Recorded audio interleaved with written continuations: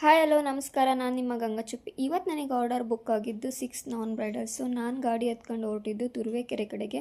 On the way ಹೋಗ್ತಾ ಗಾಡಿ puncture ಆಯಿತು. ಯಾರೊಬ್ಬರು ಕರೆಕ್ಟ್ ಟೈಮಿಗೆ ನನಗೆ ಹೆಲ್ಪ್ ಮಾಡಿ ಆನ್ ಟೈಮ್ ಲೊಕೇಶನ್ಗೆ ರೀಚ್ ಆಗೋದಕ್ಕೆ ತುಂಬಾ ಹೆಲ್ಪ್ ಮಾಡಿದ್ರು. ಅವ್ರಿಗೊಂದು ಥ್ಯಾಂಕ್ಸ್ ಹೇಳ್ತೆ. ನಾನು ಲೊಕೇಶನಿಗೆ ರೀಚ್ ಆಗಿ ಲಗೇಜ್ ಇಟ್ಟು ನನ್ನ ಫ್ರೆಂಡ್ಸು ಬರಬೇಕಿತ್ತಂತ ಬಸ್ ಸ್ಟಾಪಿಗೆ ಹೋಗಿ ಅವ್ರನ್ನ ಪಿಕ್ ಮಾಡ್ಕೊಂಡು ವಾಪಸ್ ಲೊಕೇಶನಿಗೆ ಬಂದ್ವಿ. ಆದರೆ ಅವ್ರ ದಿನ ಶಾಸ್ತ್ರ ಮುಗ್ದಿರೋದ್ರಿಂದ ಅವ್ರು ಯಾರೂ ಬಂದಿರಲಿಲ್ಲ.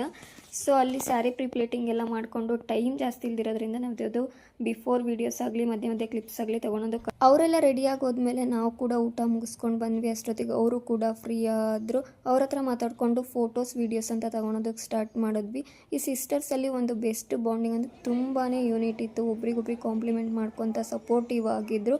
ಅದಂತೂ ನನಗೆ ತುಂಬಾ ಇಷ್ಟ ಆಯಿತು.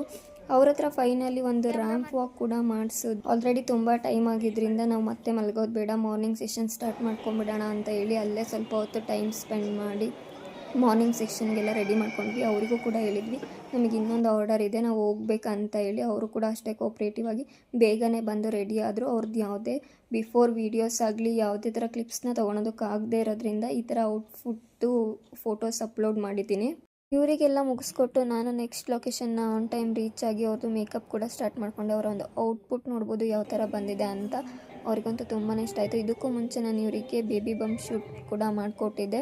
ಅದ್ರ ಕ್ಲಿಪ್ಸ್ ಕೂಡ ಹಾಕಿದ್ದೀನಿ, ನೋಡ್ಬೋದು. ಇವರಂತೂ ಈ ಒಂದು ಪ್ರೋಸೆಸ್ನ ತುಂಬಾ ಎಂಜಾಯ್ ಮಾಡ್ತಾಯಿದ್ರು. ನಾನು ತುಂಬಾ ಟಯರ್ಡ್ ಆಗಿದ್ದರಿಂದ ಜಾಸ್ತಿ ಫೋಟೋಸ್ ವೀಡಿಯೋಸ್ ಅಂತ ಜಾಸ್ತಿ ಕಾನ್ಸಂಟ್ರೇಟ್ ಮಾಡಲಿಲ್ಲ.